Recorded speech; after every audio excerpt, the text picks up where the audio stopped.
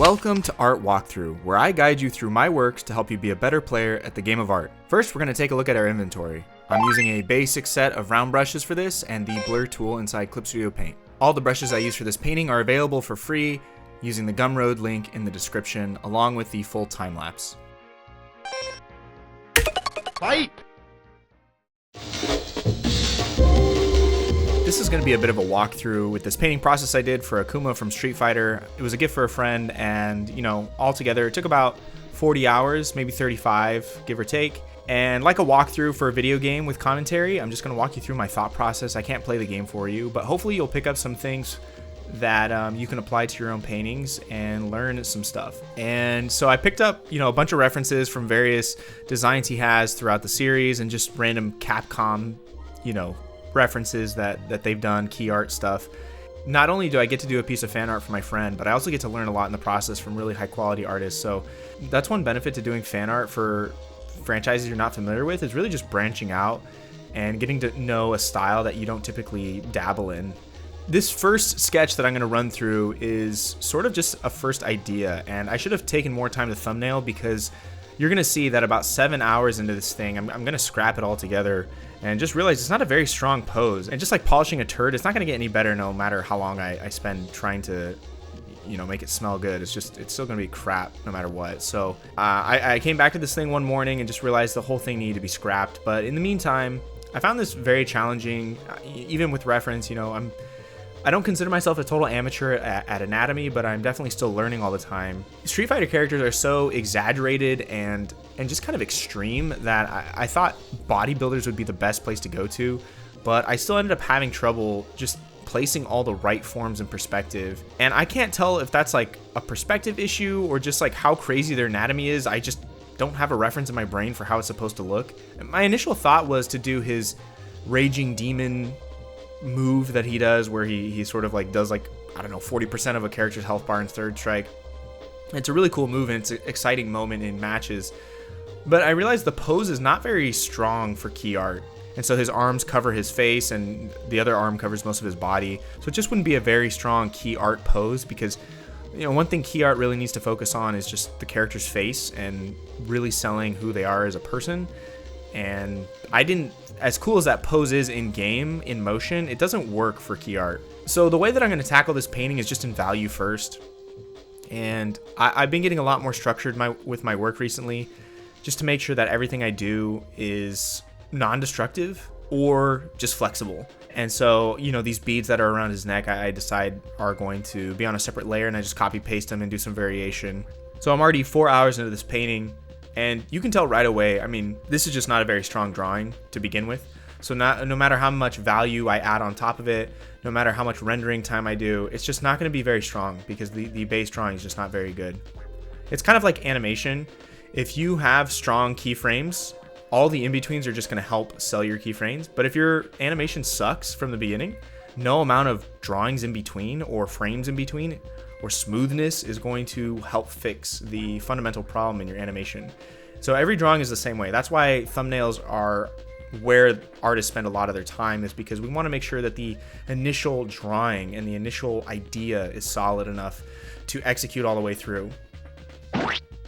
So I'm already 5 hours in, I'm rendering this thing, I'm trying my best, but it really is it's hideous. I just really don't like it at all. And I'm trying to fix all these anatomical issues I'm having and just ways of rendering things. I took a lot of inspiration from Dave Raposa, but then I realized that guy's skill ceiling is much higher than mine. So what I ultimately end up doing once I abandon this piece is just abandoning my reference altogether for rendering and just kind of relying on my gut instinct. And it ended up working out really well, as we'll see. I'm just sitting here rendering, mostly just using a set of basic round airbrushes, nothing too fancy. I like to use the blend tool a lot as well, and that's about it. There's a blur tool also in Clip Studio Paint that works magic for rendering. I'm trying to get that painterly look that Dave Raposa has, but again, I'm just not at his level, and a lot of the magic that he does has to do with his process that I just don't understand. So I'm gonna stick to what I know how to do, and I know how to do well, which is more creamy rendering, and just go back to that. All right, so I went back to the drawing board and I looked up some actual gameplay of the character just to get a better idea. And while watching his gameplay in Third Strike, he has this, I think it's his EX ability. So basically it's a powered up version of a regular attack or like a strong attack. And you can see the pose right here on the screen that I'm referencing. Very good pose, very strong. And I'm liking this idea already a lot more. And so what I'm going to do is I'm going to throw in a 3D model real quick, just for reference, just for funsies. I've been using 3D models a lot more in my workflow, and it has been helpful. The problem is that 3D models will betray gesture. They're not great for fixing anatomical issues completely, but they are a good reference point just to make sure that my basic shapes are in perspective. I wish there were mannequins almost, or maquettes that I could just place in 3D so I could get basic shapes and basic forms in place before working on anatomy. But the Clip Studio Paint 3D function has actually been quite helpful. So I do a basic gestural drawing, then another drawing on top of it, like a basic sketch, and now I'm doing like a draft line art essentially, which is like a super quick line art pass on top of that basic sketch. And then I'm going to add, I think I'm just going to stay on this layer for a while and kind of clean up this line art. I've realized more and more in my process that the better your line art layer is, the easier it is to paint everything all around. So the more time you spend in your line art, I think the less problems you're going to have later on. And that's been my experience for the last few months I've been working on my concept art portfolio. So my basic lighting setup is going to be bottom left / beneath him. And I'm going to fudge some of it just for dramatic effect. But for the most part, I want to keep in mind that the lighting is coming from the bottom left. And this is a strange lighting setup for me, but I thought it would work really well with this character and kind of the pose that he's in. It's a really dramatic, strong look. But I just don't have a lot of reference or study time doing lighting setups like this. So the whole thing was a very good challenge for me, because it's not just testing my rendering abilities, because that was kind of the point of this, was to like have a benchmark painting, but it's also testing my ability to simulate light. You know, I'm creating a new lighting setup that is very hard to find reference for. None of the character portraits I could find on Street Fighter Duel or any of their recent work has this lighting setup. So creating a totally different lighting setup in my head and then trying to execute it is a good way to challenge yourself, or just, you know, do something that you're not totally familiar with is a great way to challenge yourself. And so this process, you know, it's just render. You know, like I said, altogether, this took about 30 hours. Well, I guess excluding the first 7, this took 28. Yeah, about 30 hours for the whole piece.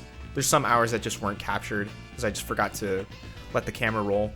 And I get really bored during these sessions. You know, rendering is kind of the time for you to turn your brain off and just let your body take over, you know, and your muscle memory take over, which is why doing studies is so important, because if you don't have that muscle memory, then nothing's going to take over and you're going to be struggling the whole time. If you have muscle memory and you've done this quite a bit, then you kind of know where brushstrokes are supposed to go and how everything's supposed to look, and you're not struggling too much to make anything happen. It just sort of does. But like I said, I remember thinking during this whole process, like, man, I am struggling so much to just stay focused. And, you know, I put on my favorite podcasts, I put on my favorite music playlist. It doesn't matter. My favorite YouTube videos or content creators, like, it doesn't matter. The process is what it is. You just have to be patient and work through the ugly phase. And that's why I spent a lot of the time in the value stage, was because I didn't want to worry about color too much yet. I knew the skin tones were going to be something that was really challenging, and I wanted to make sure that this painting was something that really pushed my skill set and also was sort of a benchmark for where my current skills were at. So I go back to this idea of creating individual beads and then setting them all up so I can have more control over them. And I actually ended up really liking this approach, because painting all, you know, 8 of these, 9 of these on a single layer just wouldn't have been the result and the effect that I wanted, because I wanted a very clean, almost splash art look to this.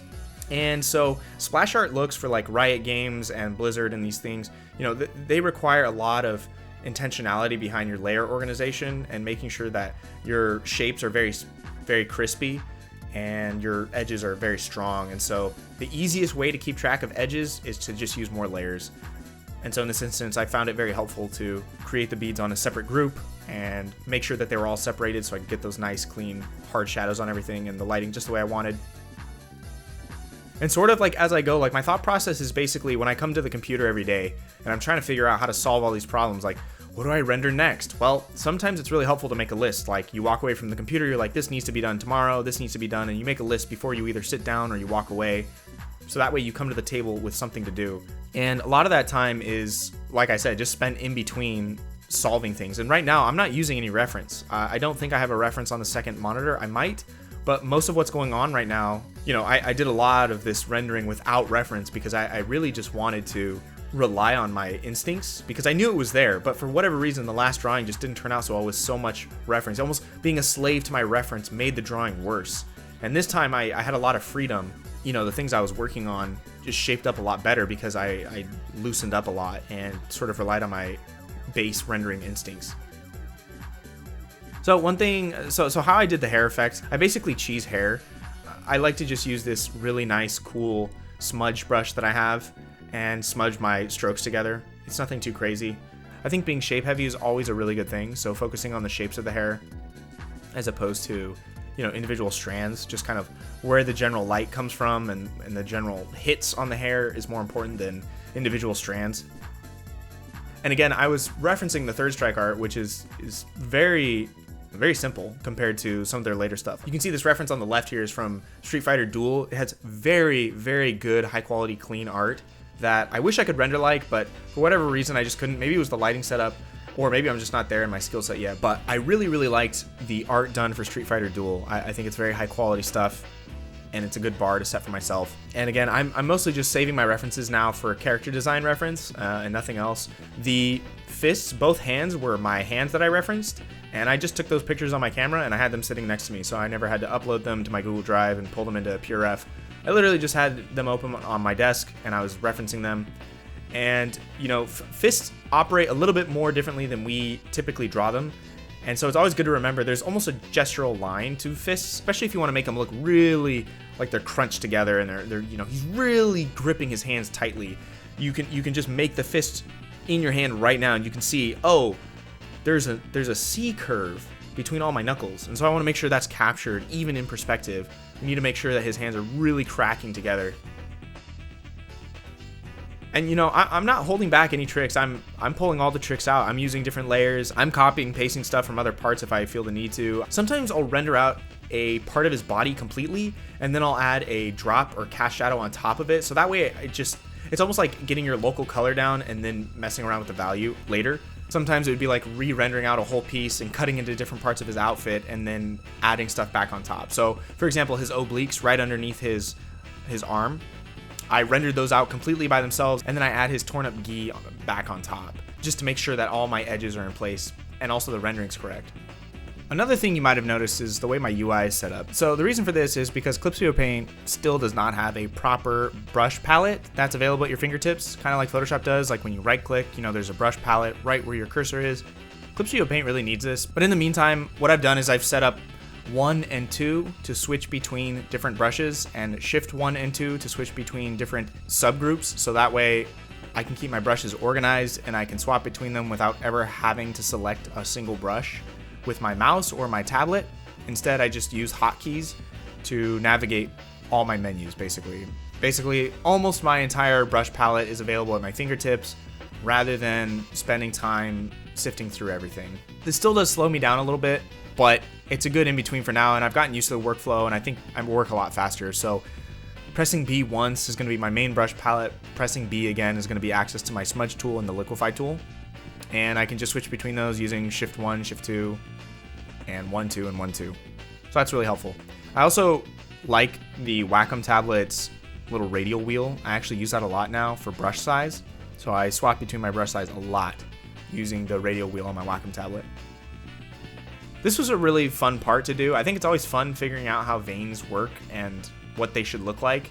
It's actually not as hard as you might think it is. I know when I was a younger artist, I thought making veins were like, whoa, how do they do that? But if you really think about it, we're just putting a cylinder on top of everything and kind of running the cylinder in a line. So my value painting's done. I'm gonna bring back the background from the last Akuma picture that I was working on. So typically the way that I color my drawings is through the hard light transfer layer mode, but I decided that Akuma's skin color was very specific, and then I also thought the lighting scenario was very specific, and I wanted to capture a lot of subtleties that I thought gradient maps would do the best job. And so I spent a lot of time making sure these colors look right. I pretty much just color pick from the art, and I think the result looks really good. So I'm really happy that I ended up going with gradient maps because it looks the way it needs to. And then to add some variation on top of this, because gradient maps can look very gradient mappy. And so one way that you can avoid that is to just add a color layer on top of it and just add variation, especially with skin, because skin has a lot of blues and greens and purples in it. Well, they look blue and green, but really they're just desaturated reds and oranges. But there's a lot of color variation inside skin tones. And so I thought that one of the better ways to do that would be just throw a color layer on top of your gradient map to add that hue saturation variance that skin tones are known for. So even with the hair and the rest of the body, it's just all gradient maps at this point.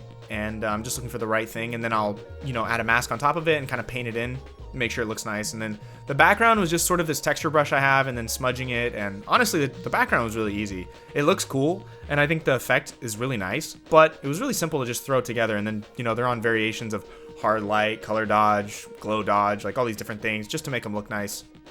Adding a nice rim light coming from somewhere, I don't know. I didn't want his power up to be a source of light, even though it kind of is, but not really. I didn't want there to be a red light source, so I chose to just do kind of a bluish purple. And yeah, at this point I'm just using particle brushes and texture brushes to create these various effects. It's nothing too complex, but you can see how many layers I have currently.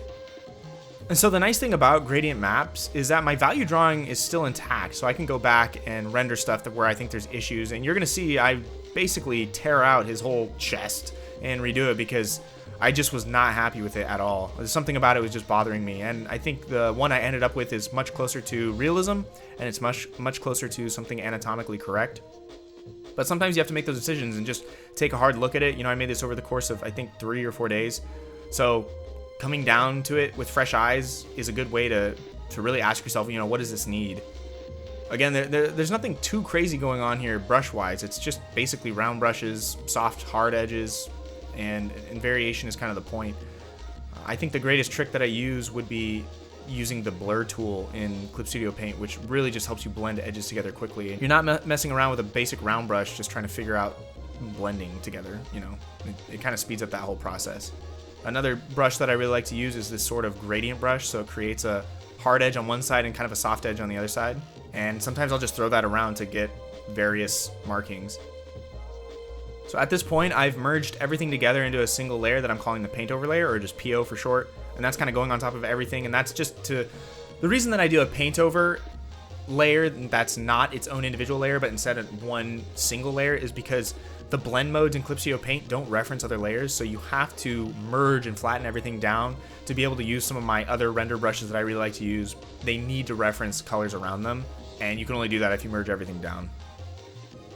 And at this point, it's just kind of the finishing touches. The last few hours, you're just fixing the background, making sure everything looks nice. I'm gonna add a little bit of chromatic aberration. You can follow one of my other tutorials for how I did this effect. It's pretty simple though. You just need to make 3 copies of a layer, and then each one gets its own layer correction mode set to green, blue, and red, and then you set them on screen on a black background, and you're good to go. I was very happy with this piece, so I decided to show it to my friend, and here's what he said. Whew, I'm pretty happy with this, dude.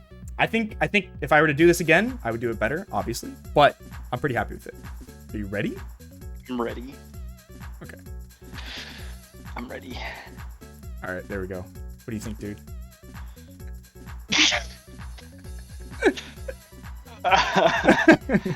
That's not yours. Oh, okay, sorry. Wrong attachment. Sorry, dude. All right. Here's the real one. All right, sorry. There we go. Whoa, brother! Oh my gosh, dude! What the flip? Dude, brother, this is incredible. Thanks, dude.